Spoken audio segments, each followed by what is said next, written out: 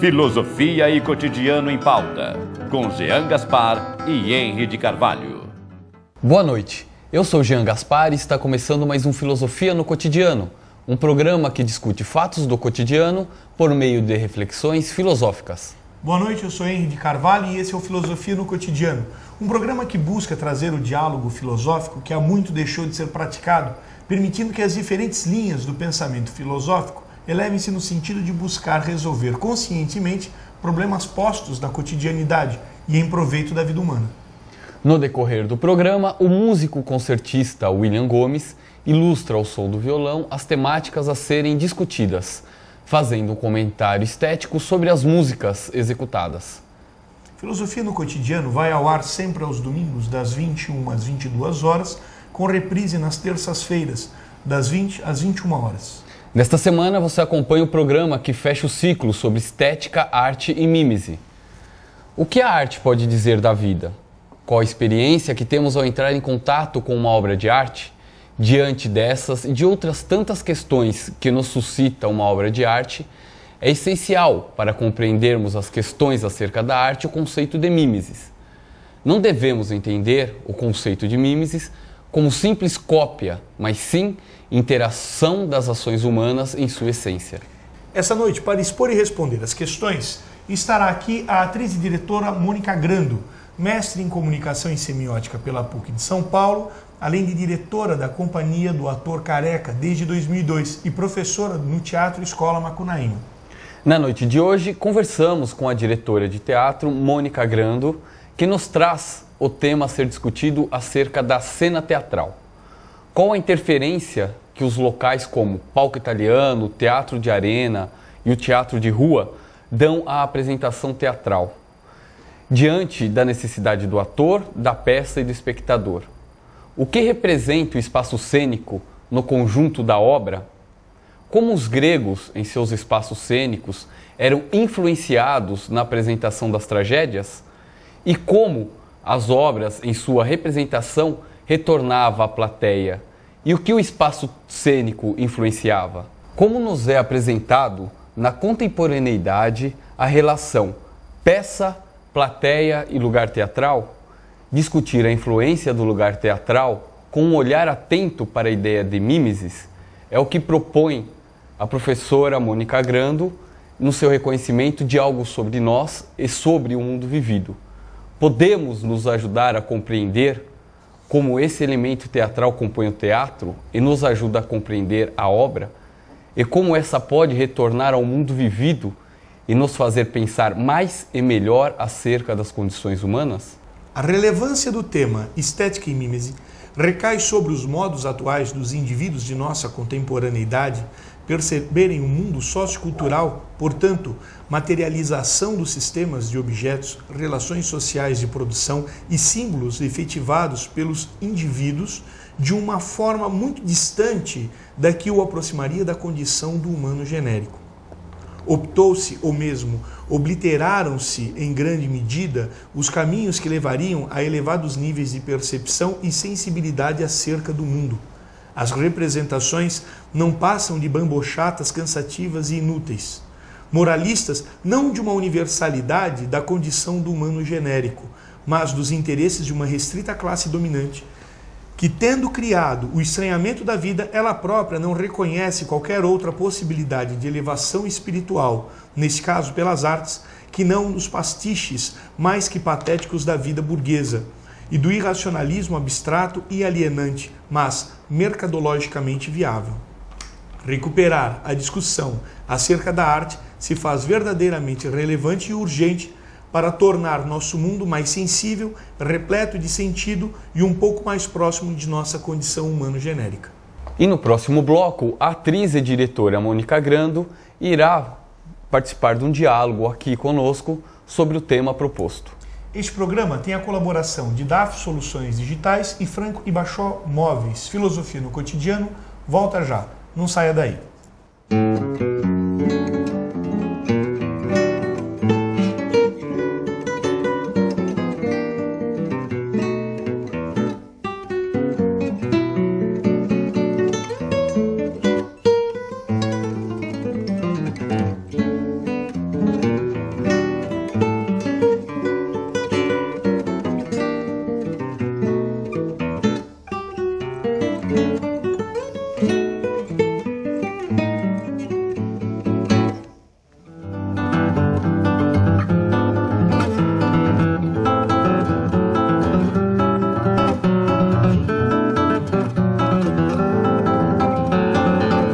Você está assistindo Filosofia no Cotidiano, com Jean Gaspar e Henri de Carvalho.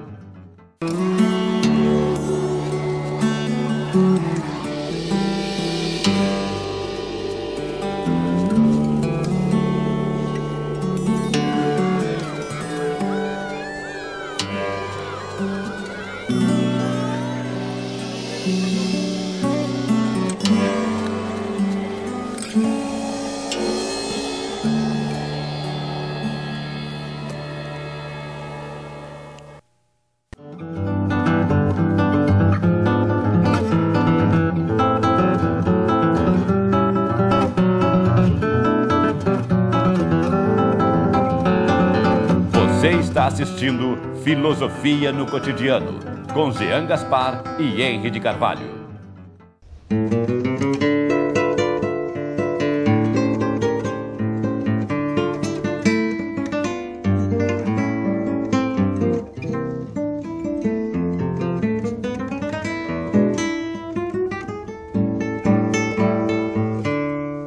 Estamos de volta com Filosofia no Cotidiano, esta noite com a atriz e diretora Mônica Grando, que irá falar para a gente sobre a relação da vida de atriz, né, a questão do teatro e a mímese, né, para dar sequência e fechamento ao nosso ciclo sobre estética e mímese. Professora Mônica Grando, gostaria que a senhora comentasse essa questão que gira em torno da ação, do espaço, do tempo, tendo aí o espaço cênico como o lugar da ação. Primeiramente, eu gostaria de agradecer o convite para participar com vocês aqui desse bate-papo. E eu gostaria logo de início de colocar uma colocação, de apresentar uma colocação da professora doutora Anna Ubersfeld, que ela diz que muitos modelos sobre a ação teatral, sobre o lugar teatral onde a ação é desenvolvida, foram questionados e perguntados através dos tempos, né? E sempre foram construídos a partir do olhar do espectador. E como isso veio mudando através das décadas, dos milênios e das necessidades dos nossos espectadores. E Mônica, e essa retomada aí do tempo, tudo, você poderia citar como era esse olhar grego, como os gregos assistiam, como eles percebiam as tragédias, né? Com certeza. Era muito importante para os gregos uma questão da filosofia, né, que nós temos Aristóteles como base, que apresenta as 3 unidades de ação, né, lugar, tempo e ação.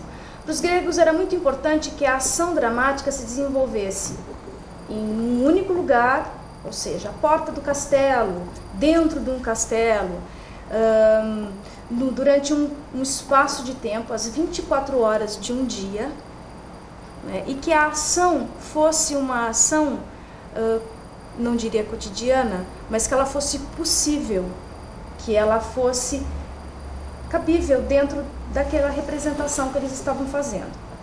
Muito importante a gente observar que o espectador grego, ele assistia da plateia, ele não entrava na ação propriamente dito.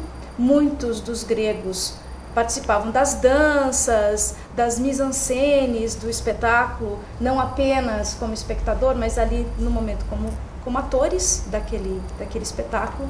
Mas o espectador em si ficava na plateia, ele podia comer, ele podia sair, ele podia voltar, e ele sempre gostava de saber o que estava acontecendo. Por isso, numa tragédia grega, os acontecimentos são sempre retomados de tempos em tempos, para que o espectador se situe, mesmo que ele vá buscar uma água para beber. Então, esse olhar do espectador, ele tem a obra de arte representada à sua frente. Ele a vê como uma forma de educá-lo, de melhorar a sua condição social, de questionar sobre questões até políticas e éticas deste momento, formando uma ética daquele momento.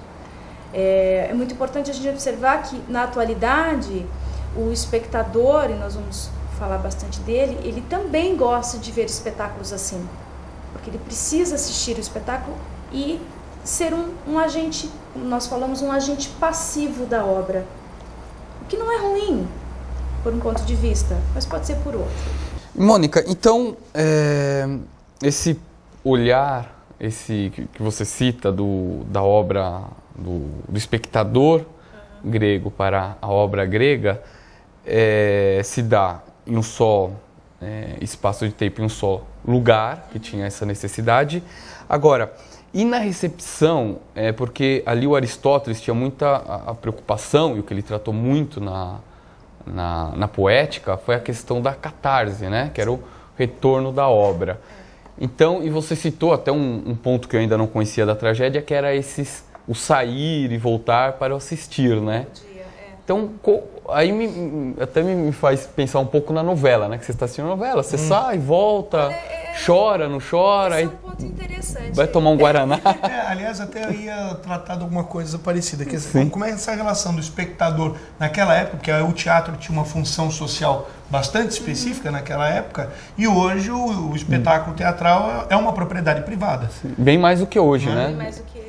A função social. Exato. E aí como é que fica o espectador diante da arte dramática? Né? Eu acho que isso é muito interessante dos nossos espectadores saberem que o espectador, quando ia assistir uma obra dramática, uma tragédia grega, por exemplo, ele já conhecia a história.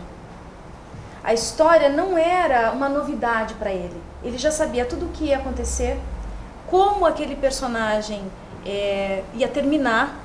O mais importante era como a cena estava sendo desenvolvida, como os diálogos foram construídos pelo dramaturgo, como a cena estava sendo apresentada para o espectador. A história em si, ele já conhecia, não era isso que importava. Importava era o como era apresentado, que era o diferencial, como a dramaturgia estava sendo realizada e apresentada para o público. Nós podemos fazer um paralelo muito grande com as novelas. Quantas vezes você assiste um capítulo de uma novela e no dia seguinte parece que você sabe o que vai acontecer? Porque a estrutura é muito repetida, é comum, ela faz parte do universo do nosso espectador, do nosso telespectador, né? Então, nós assistimos uma novela, algumas pessoas até falam, se você vê o começo e o fim, você sabe tudo o que vai acontecer. Que aconteceu. Isso é importante. Isso faz parte do imaginário do nosso público. Isso faz parte de uma formação cultural que nós temos desde os gregos. E que, desde as histórias infantis, a criança precisa que a história seja repetida sempre, a mesma e igual, para que ela crie o seu repertório, para que ela crie a sua identidade, que é o que acontece com o nosso telespectador e que era o que acontecia com os gregos. Então, Mônica, agora eu tô retomando que a Mônica foi minha professora de teatro, né? Muito prazer. E na época, ali nas aulas de teatro, uma coisa que era muito citada, né, e foi muito trabalhado no curso era também vocês formarem bons espectadores de teatro, né? Exato. Isso que a Mônica no curso, com ela e outros professores, trabalhavam. Então, isso tem alguma coisa a ver com o espectador grego? Porque ele já ia, pelo que você citou, parece que preparado para assistir a tragédia. A história, né? sim, Essa história, não como hoje, o cara vai lá no teatro para assistir, sei lá, Romeu e Julieta, ou seja qual for, para ter mais surpresas, não conhece a história, para aprender alguma coisa ali, ou não, para depois sair dali, vai tomar um chopp, sei lá o quê, mas não ter essa função social. Então tem algum... Eu vi esse paralelo. Com certeza eu vejo um paralelo também. O espectador grego, né, por todos esses motivos, ele passou a ser um agente no sentido crítico da obra em si, da obra apresentada. Então, quando eu falo que numa escola de teatro, muito mais do que grandes atores, nós formamos grandes espectadores. Porque são esses atores que vão nos ver, que vão assistir nossos espetáculos, vão fazer a crítica de uma forma mais construída, mais construtiva, mais pertinente, para que o meu trabalho, o nosso trabalho, retome de uma forma mais elaborada. E com certeza os gregos que assistiam às primeiras tragédias foram sempre pedindo, criticando aqueles dramaturgos e aqueles encenadores, obras com mais qualidade. E aí se dá o crescimento da obra dramática de cada tempo. Esse espectador precisa disso e o artista precisa também. Para mim é fundamental. Então, podemos dizer que seria importante, antes de irmos assistir a um teatro, um prévio conhecimento do que vai estar acontecendo. Poderíamos estar dizendo isso, do que vai ser contado ali, conhecer um pouco da peça, ou seja, o espectador sim ter uma prévia antes de ir ao teatro para que possa desfrutar melhor do espetáculo? Poderíamos dizer isso? Olha, eu acho que sim e não. Eu acho que são duas questões, né? Existe um teatro inovador que se propõe e que o espectador é surpreendido a cada momento por uma nova história, por um novo argumento, por uma nova colocação cênica, por uma nova proposta de ação. Eu acho que isso tem muito a ver com os moldes contemporâneos. Mas o espectador, de uma forma geral, também precisa desse outro lado, conhecer a história e assistir como ela é desenvolvida. Eu digo para vocês, eu não me canso de assistir montagens de Hamlet, por exemplo. Não me canso, porque é sempre novo para mim. Porque cada ator que vai representar Hamlet me traz uma nova história, me traz a mesma história, mas com um novo contexto, um novo olhar, uma nova encenação desse trabalho. Então, não me canso de assistir. Eu acho que o espectador tem também essa vontade. Assim como nós temos uma nova... Senão nós não teríamos novos dramaturgos, nova dramaturgia e um novo olhar para o nosso cotidiano. Também precisamos de não saber o que vai acontecer e sermos surpreendidos. Alguns espetáculos, alguns artistas fazem isso de uma forma muito primorosa. Nós temos artistas brasileiros que são ponta no mundo, como novas propostas de ação, como novas utilizações da mímese.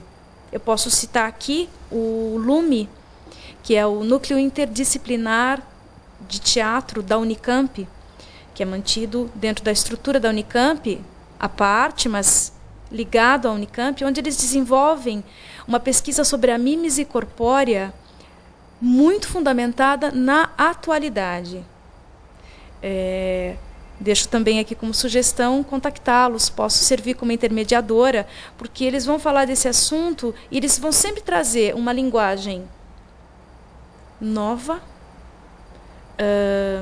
um texto, uma ação dramática não comum ao espectador e, ao mesmo tempo, através da mímese, um espelhamento. E aí, gerando uma catarse, também um outro tipo de catarse, pela identidade, pela identificação, que é um ponto muito importante desde Aristóteles. Uma coisa que a gente tem discutido aqui nessa série, que é de mímese, né? Sobre estética, arte e mímese, é justamente essa imitação que a arte tem da vida, né? Isso já virou senso comum, né? Aqueles que assistem aos domingos, eu normalmente vejo quando em momentos menos humanizantes, né? Eu brigo com meu sobrinho e nós num corpo a corpo feroz acabamos batendo com o cotovelo sobre o controle remoto e o canal fixa na Rede Globo e você assiste o Faustão. Não dá para mudar, você tem que assistir aquilo o dia inteiro. Inclusive o cotovelo quebrou e travou, né? Travou. Não sai mais. E aí sempre o Faustão diz assim, a arte imita a vida, né? E isso virou um jargãozão, senso comunzão de tudo, né? Em todo lugar disse a arte imita a vida. E ninguém se atenta que esta é a resolução mimética, né? Sem dúvida. Que é o que nós estamos debatendo aqui de uma forma um pouquinho mais aprofundada, menos rasa da forma como eles tratam em essência. Mas, e aí voltando à ideia do espectador, o objetivo da arte mimética, ao imitar a ação humana, e era assim que acontecia com os gregos, não é? Ela passa a trazer a catarse, e essa catarse ela é devolvida para o mundo. Né? Porque não há catarse, não há transformação espiritual, se isso não é possível de ser percebido na vida, na prática dessas pessoas. Nesse sentido, há uma diferença grande em termos de elevação, aquilo que a gente pensa, o que era um espectador grego, né? Sendo que o espectador grego era o cidadão em si, né? Não era qualquer grego, mas era em especial o cidadão, né? E o que é a dramaturgia novelesca hoje, né? Quer dizer, que você tem, estendeu-se o cidadão para toda, a cidadania para todas as pessoas. Quer dizer, isso é apenas escrito, né? Apenas em tese, né? Mas a reprodução que aquilo causa, o efeito que aquilo causa, as pessoas levam muito pouco a sério, né? A maneira como atinge aquela cena, atinge as pessoas e as pessoas devolvem aquilo para a vida, porque devolvem também. Exatamente. Né? Independente da qualidade do material, quer dizer. Eu acho que é uma questão de uma responsabilidade também do artista, porque a arte imita a vida e a vida imita a arte. Exatamente. Sim. E essa é a grande responsabilidade do artista.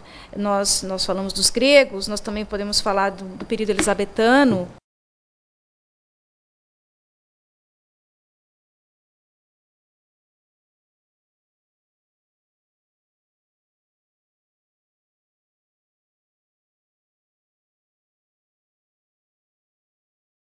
Né, de como os dramaturgos, em grande relevância Shakespeare, influenciou não só a arte dramática, mas a vida desses espectadores, pelo seu conteúdo dramático. Eu acho que a questão do conteúdo é muito importante para transformar o nosso espectador. Então, não só a arte imita a vida imita a arte. Eu acho que a gente pode entrar nesse assunto com mais profundidade também. Bom, já seguindo essa questão da vida imita a arte e a arte, claro, imita a vida, eu acho que eu queria, Mônica, que você nos citasse um pouco mais essa questão do espaço cênico, do espaço teatral, como ela realmente, de que forma ela interfere, né, nas reações. Por exemplo, na Grécia, você já citou bem, foi do jeito. Como foi isso no teatro elisabetano? Enfim, e depois nós podemos falar também sobre o teatro contemporâneo, como ela influencia no espectador. Em grande parte, o espectador elisabetano, ele também assistia à obra de arte de uma plateia, né? Ele também estava numa situação de plateia, palco-plateia. Uma coisa muito importante que eu acho que é uma diferença é que no texto, por exemplo, de Shakespeare, a questão do lugar da ação se modifica. Você não tem uma mudança de cenário, você não tem uma mudança de iluminação, porque a gente não tinha luz ainda. Nós tínhamos velas, a representação dentro dos castelos, agora com uma iluminação precária. Mas dentro da fala do ator, da fala do personagem, Shakespeare construía os lugares da ação, modificando-a a cada ato, às vezes a cada cena. Isso causa no espectador uma necessidade, de alguma forma, uma vantagem, né, sobre o espectador anterior, em que ele cria esses lugares imaginários. Você não tem fisicamente o quarto onde a ação está acontecendo, mas isso é dito, construído na fala do personagem, e cria-se essa imagem no espectador. As questões sonoras também. Nós temos uma passagem fantástica e célebre de Romeu e Julieta, que é do rouxinol, da cotovia, em que você não tem o rouxinol e a cotovia cantando lá fora, mas fica-se a discussão, é o rouxinol, é a cotovia, e o espectador reconhece esses sons. A imaginação é ativada de uma outra forma, talvez mais profunda. E a gente pode perceber que esse espectador vai cada vez mais querendo modificar o seu ponto de vista. Ele passa a ser um agente de cobrança daquela obra. Ele passa a querer esses lugares imaginários. Talvez grandes influências nos nossos contos de ficção, no nosso imaginário atual. Não posso dizer muito, mas eu acredito. E como isso vai influenciar depois as mudanças dos espaços reais dos atores. Ou seja, nós temos hoje grandes espetáculos, gostaria depois de falar até de alguns, em que o espectador é convidado a sair dessa posição de agente passivo e se tornar um agente ativo, entrando dentro da obra. entrando dentro, né, participando da obra, não necessariamente modificando a obra. Às vezes sim, ele é convidado a colocar seu depoimento, a participar da obra ativamente. Ativo sempre, porque a interferência no espetáculo, pelas reações do espectador, são agora mais percebidas. Não é mais o riso, não é mais o choro, não é mais o silêncio e a expectativa. Agora é o olho no olho com o espectador. É sentir o cheiro, é ter o suor ali presente. Como essas relações de movimento, as relações sinestésicas, acontecem diretamente dentro do espetáculo. E como isso altera a ação dramática. E como isso vai alterar o nosso ponto de vista da obra. Também. E no teatro elisabetano se aproximava mais dessa interação do, podemos dizer, do jogo teatral? Com certeza, porque o palco elisabetano ele tem um proscênio elevado, né, como uma passarela em que as cenas de ápice, as mais importantes, elas eram levadas a esse proscênio e o espectador estava mais próximo, num gargalo ali, quando a gente fica no show, né, pertinho da ação dramática. Inclusive eles assistiam em pé. Assistiam em pé e podiam chegar bem perto do palco. Mas alguns até sentados, os reis e as rainhas lá atrás, mas às vezes eles vinham até perto do palco. E isso era muito importante. Isso também mexia com isso, com o ator. Com certeza, com certeza. E a questão do palco elisabetano, eu acho que proporciona esse novo olhar do espectador, desse avancê, né? Do telespectador. Bom, professora, temos que agora ir para nossos comerciais. Okay. É uma pena, foi muito bom, é rápido, né? É rápido. O tempo se passa rápido. Bom, e no próximo bloco continuamos com a atriz, diretora e professora Mônica Grando. Filosofia no Cotidiano volta já. Não saia daí.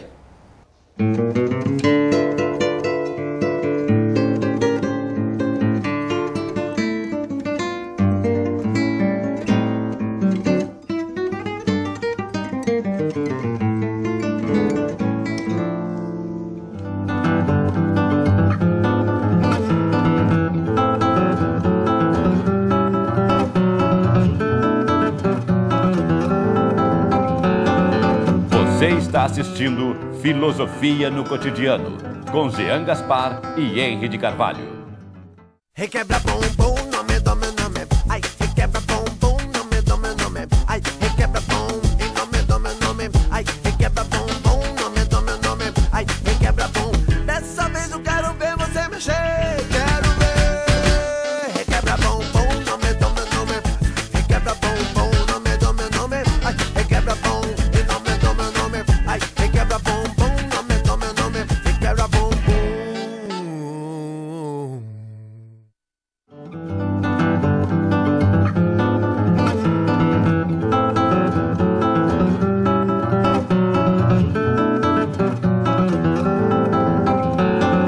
Você está assistindo Filosofia no Cotidiano, com Jean Gaspar e Henry de Carvalho.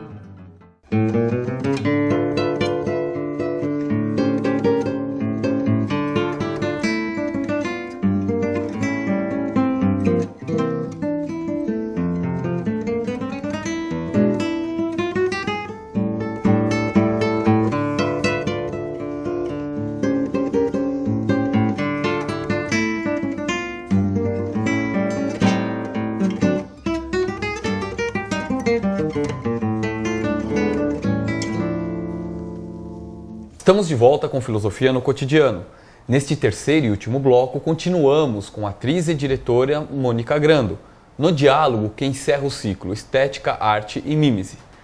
Professora, a senhora encerrava o último bloco trazendo a questão da interferência do espectador, né, no teatro, né, que isso começaria lá com o avanço, né, o proscênio do teatro elisabetano, né, e que isso, evidentemente, ao longo do tempo foi sendo desenvolvido e tal, e hoje nós temos aí um novo tipo de teatro.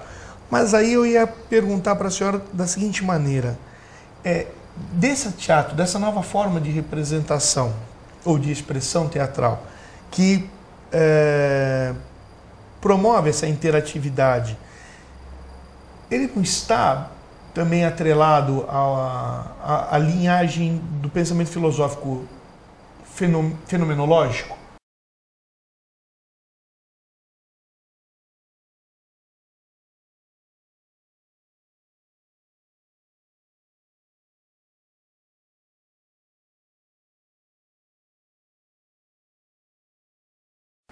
À medida que você privilegia o agora mesmo, né, a emoção, valoriza a emoção do espectador e transforma naquele momento o espetáculo, ou se vale disso, ou provoca uma reação específica mais direta, em alguns casos, infelizmente, até fisicamente.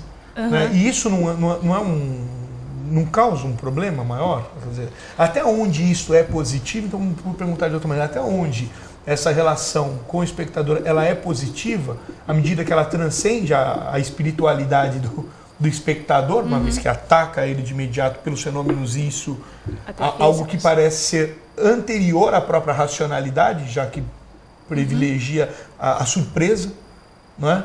Como é que isso, quais são os aspectos positivos e negativos desse tipo de arte, e se isso pode ser compreendido como imitação da vida, que é o que nós estamos tratando?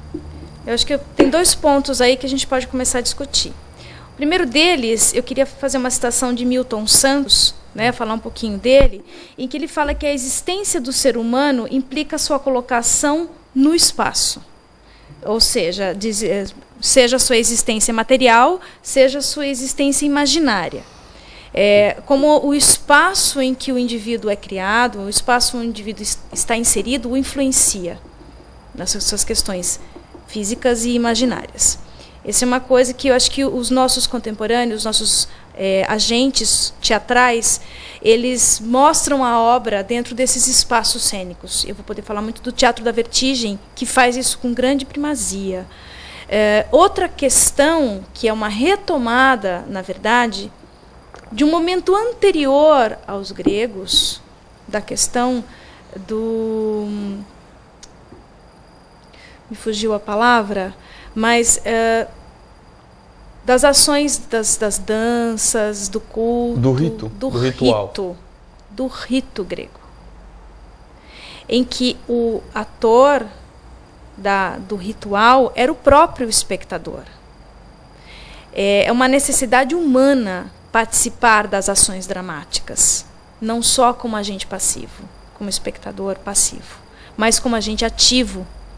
Esse momento histórico, a gente tem muito forte Augusto Boal, que faz um grande movimento no Brasil, esse ator-agente, que é o espectador, colocando as suas opiniões sobre as questões políticas, éticas e sociais do nosso país. Ele passa a entrar na ação, pega o microfone lá na praça pública e se coloca. Isso é muito importante para que o espectador se veja na obra de arte. Ele é a obra de arte. Eu acho muito positivo isso. Eu posso não querer assistir um espetáculo assim. Em determinados momentos da minha vida, eu preciso sentar, assistir e, né, deixar com que a obra entre em mim e me modifique. Mas em alguns momentos eu sinto que eu preciso ser agente daquela obra. Não necessariamente um modificador da obra, mas um participante ativo dessa obra. Isso provoca em mim uma não comodidade, uma colocação frente à obra e uma colocação frente ao meu cotidiano, à minha vida. Isso para mim é muito forte, bastante pertinente nesse momento. Nós temos dois momentos de ação, até mais. Posso estar sendo um pouco simplista se eu falar só em dois momentos, né? Mas, de qualquer forma, nós temos o espectador que gosta daquele tipo de espetáculo e outro gosta de outro tipo de espetáculo. Você vai assistir, você tem a opção da escolha. Quando eu vou assistir um espetáculo em que eu sei dessas relações de interatividade, primeiro eu vou preparada, porque eu estou indo e vou ser chamada à ação. Eu vou ser conduzida pelo espaço cênico. E eu vou sofrer não mais só a interferência do texto e do que eu vejo, mas do que eu sinto. é como uma necessidade do ser humano de reviver as suas sensações primeiras, não diria primárias, mas primeiras, elaborando os melhores sentidos. Vamos pensar. Quando nós pegamos um livro, nós lemos, nosso imaginário, nossa mente está sempre criando e visualizando e ampliando até aquele universo que o contista, que o romancista nos apresenta, por exemplo. Que às vezes não é igual ao que a obra propõe.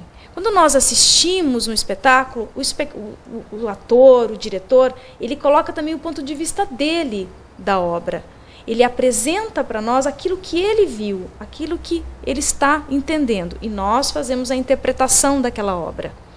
Quando eu sou motivada a interferir na obra, eu coloco a minha opinião. Eu coloco o meu ponto de vista. Eu participo.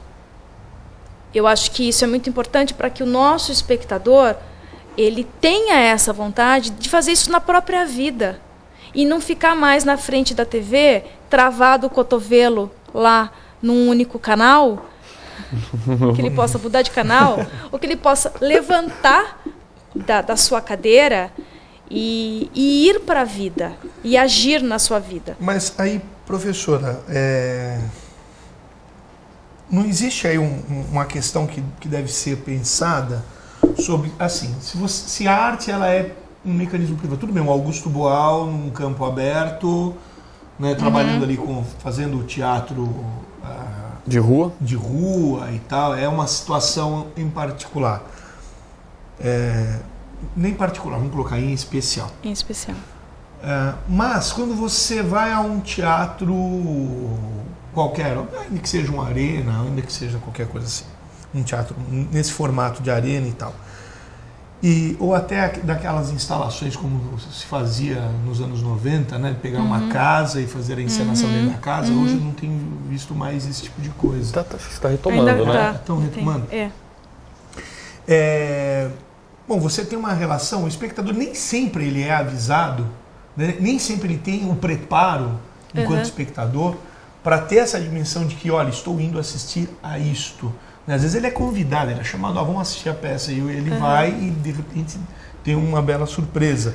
Porque aí você tem assim, a arte como uma propriedade privada, vamos colocar assim, na medida que você compra um ingresso, você tem a propriedade de assistir o espetáculo. Existe uma relação ali de entes privados. O ator é um ente privado, o espectador é um ente privado, o espetáculo é uma propriedade que se adquire e nem sempre o produto que você está adquirindo é o produto que você gostaria de estar adquirindo. Quer dizer, o individualismo ele priva um pouco esse espectador, não é? Há uma particularidade, essa participação que se pretende, que eu acho que é até interessante nesse caso, diante da nossa vida, ela se torna limítrofe. Né? E aí como é que fica isso? Quer dizer, não haveria de ter um outro mecanismo, uma outra forma de preparar esse espectador, uma outra educação do espectador para poder chegarmos a isso que você está colocando? Olha, uma total integração entre a arte, a vida e o espectador? Talvez. Mas eu vejo assim, pensando na questão do produto. Né? Quando eu compro um produto e espero algo e recebo outra coisa. Isso acontece em vários campos da nossa vida, da nossa sociedade, até quando eu compro uma roupa. Eu às vezes espero uma qualidade e tenho outra qualidade. Eu tenho uma não qualidade, uma coisa que me surpreende de uma forma positiva, às vezes negativa, depende. Pensando assim de uma forma simplista mesmo.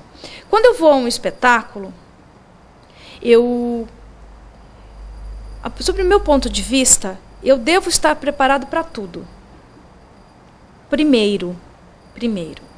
Em grande parte, os diretores, os produtores de teatro, eles têm um cuidado de avisar o espectador antes, por uma sinopse, dentro de um jornal, de uma outra mídia televisiva, né, de um rádio. E o espectador, então, ele vai sabendo. Eu, quando vou assistir a Triptal, que é a companhia do diretor André Garoli, eu sei que eu vou ver uma ocupação do espaço cênico. e que eu vou ser também convidada a ser um agente desta ocupação. Eu vou estar lá e... Um agente ativo. Um agente ativo dessa ocupação. Não necessariamente modificando a obra. Não modifico a obra do Garoli, por exemplo, quando eu vou assistir um espetáculo dele. Eu não falo, eu não entro na ação, mas eu sou convidada a sentir os atores muito próximos a mim. Eu sei que eu vou assistir. Vamos pensar que eu não soubesse. Vamos supor, eu como espectadora, eu vou preparada a receber uma obra. Quando eu vou a uma Bienal, eu não sei o que eu vou ver.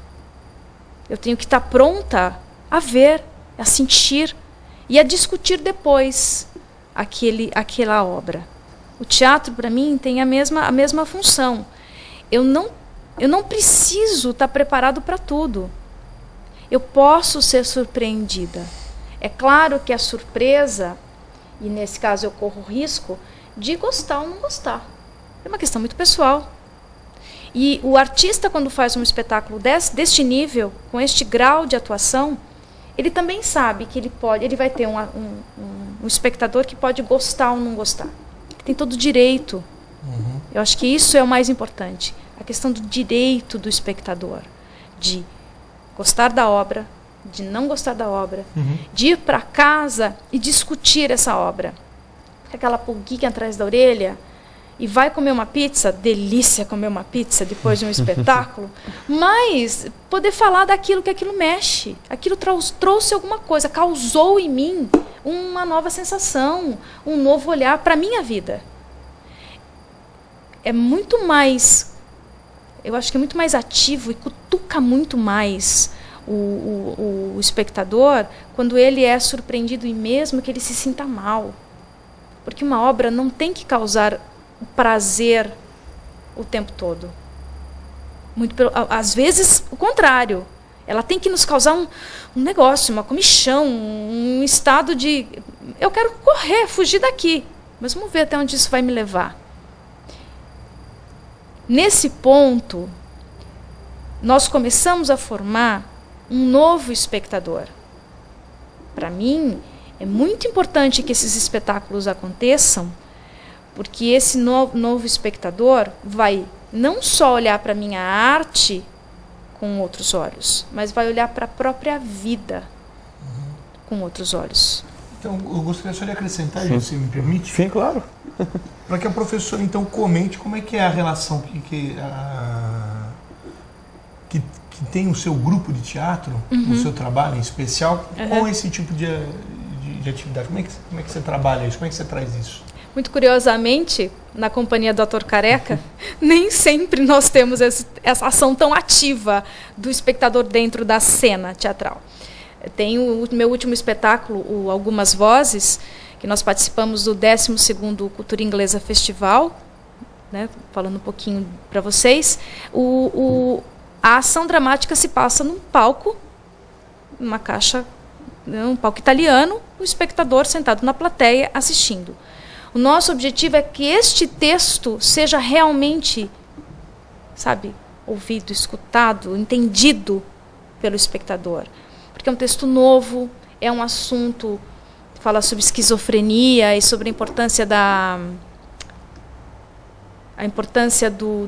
família na recuperação, ou pelo menos num bom convívio social de um esquizofrênico, de um portador de alguma doença mental, a questão da família.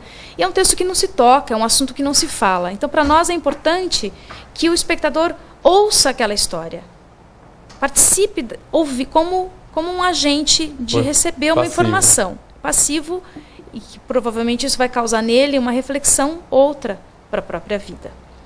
No espetáculo anterior, nós temos outros espetáculos, nós gostamos muito de mexer com comédia, trabalhar com comédia. A comédia em si, ela necessita de uma interação com o espectador, um jogo com o espectador diferente, não diria maior, mas diferente pro espetáculo.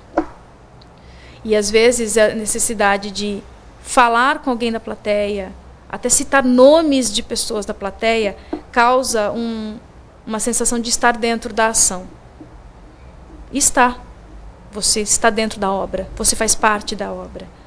Então, na minha companhia, nem sempre eu tenho o prazer de fazer esse tipo de espetáculo tão contundente. Mas eu tenho também o prazer de fazer um espetáculo que tem o espectador na plateia, mas eu sou muito criteriosa na escolha do texto. Porque o texto, para mim, ele precisa ter uma questão de reflexão. Ele precisa ter um ponto dramático em que a gente vá para casa e vá pensando nele. Um argumento mais reflexivo.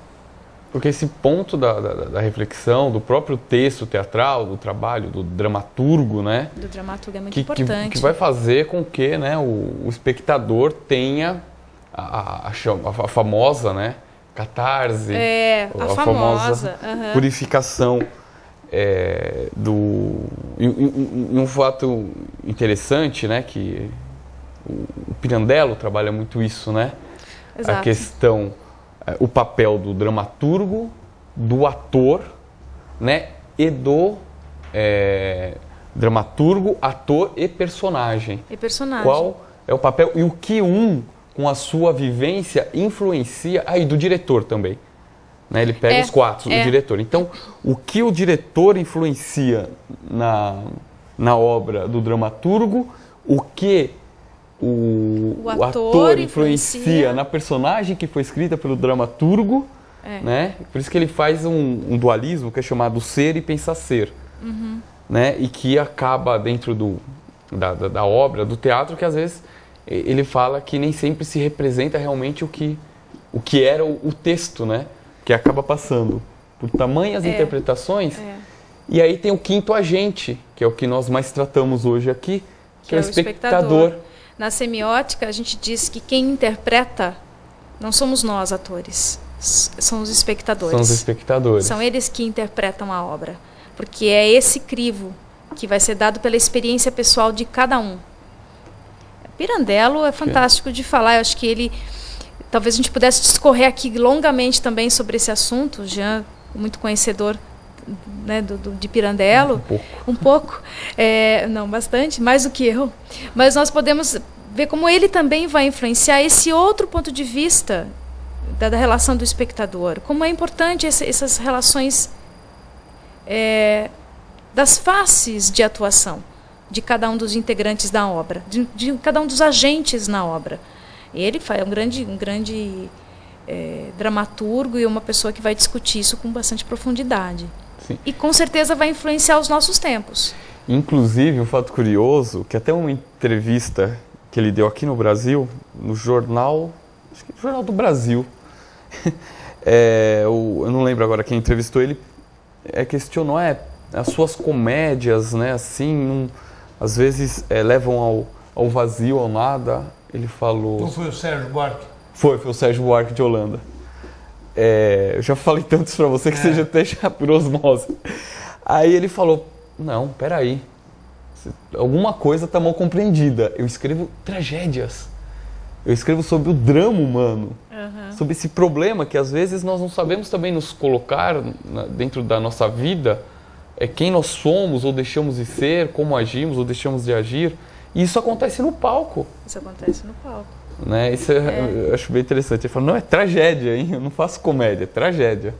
Bom, professora, eu gostaria então de agradecer a sua presença e já lançar um convite para apresentações futuras, para trazer aqui mais sobre o seu trabalho e discutir isso teoricamente. Né? Muito obrigada. Também gostaria de agradecer ao Henry, o Jean, ao William, a toda a equipe do Filosofia no Cotidiano, para poder estar participando aqui, né, de poder estar com vocês, falando sobre um pouco de teatro, um pouco desta arte que é minha vida e que eu gosto tanto. E com certeza, numa próxima oportunidade, gostaria de estar aqui com vocês de novo. Estaremos contando com a senhora. Obrigada.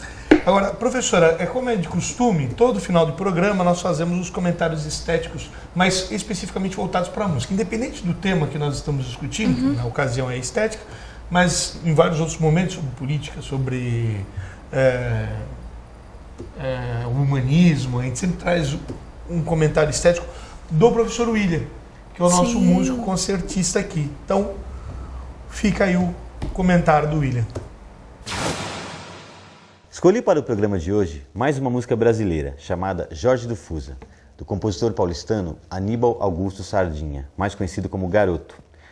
Falar deste compositor instrumentista é retratar o surgimento da bossa nova bem antes do aparecimento de João Gilberto no cenário musical em 1958.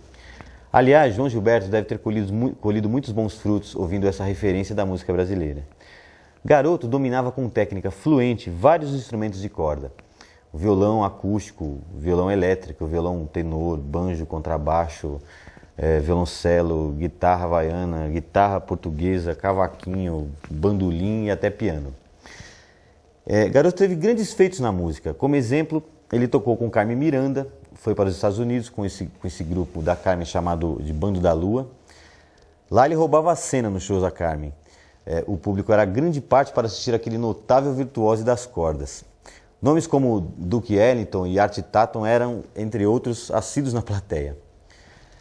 Nascido em São Paulo, no bairro da Luz, a 28 de junho de 1915 e falecido no Rio de Janeiro a 3 de maio de 1955, Garoto fez da música o sentido maior de sua vida. Foi um dos pioneiros a incorporar, principalmente ao samba, ao choro e à valsa, elementos jazzísticos e eruditos. Inclusive neste choro que executei, chamado de Jorge do Fusa, percebemos nitidamente a linguagem jazzística, por conta da harmonia rica em dissonâncias, que é uma característica do jazz. Bom, quem me conhece sabe o quanto eu gosto deste compositor e faço questão de tocá-lo em meus recitais, pois é música brasileira de altíssimo nível. Inclusive, a música de abertura do programa também é deste notável Garoto. Tenha uma ótima noite. Estamos encerrando mais um Filosofia no Cotidiano. Gostaria mais uma vez de agradecer a presença da diretora Mônica, que foi minha diretora num projeto maravilhoso de Unesco, onde, enfim, nos demos muito bem no nosso trabalho. E a Mônica, que é mestre em comunicação, em semiótica pela PUC de São Paulo, além de diretora da Companhia do Ator Careca desde 2002, que neste ano também participa do 12º Cultura Inglesa Festival. É isso mesmo, Mônica? Isso mesmo. Eu gostaria também já de deixar aqui um convite a vocês e aos nossos espectadores, telespectadores, porque esse espetáculo que foi premiado no 12º Cultura Inglesa Festival deste ano, volta em cartaz em abril, 4 de abril, no Centro Cultural São Paulo, sempre de sexta a domingo, sexta e sábado às 21 horas, domingo às 20 horas, salva a minha memória, com temporada abril e maio. Então, um convite fica feito. Eu vou lhe pedir que você envie, porque no nosso site a gente tem umas dicas de espaços culturais, de encontros. Então a gente coloca, nós deixaremos lá no site o horário direitinho, se sua memória falhou. Lá no site vai estar a programação direitinho. Muito obrigada. E quero também agradecer também aos telespectadores que nos acompanham pela TV Cantareira. Visite o nosso site www.filosofianocotidiano.com.br e envie sugestões, críticas e perguntas para o nosso e-mail produção@filosofianocotidiano.com.br. Gostaria de agradecer ainda aos colaboradores deste programa, a DAF Soluções Digitais e a Frank Bachó Móveis. Boa noite e até o próximo programa. Lembramos que você pode assistir ao programa Filosofia no Cotidiano também pelo portal da TV Cantareira, no mesmo horário em que ele é transmitido no canal 12. O endereço é www.tvcantareira.com.br. Boa noite e até o próximo domingo, com um programa especial acerca do premiado documentário Estamira. Até lá!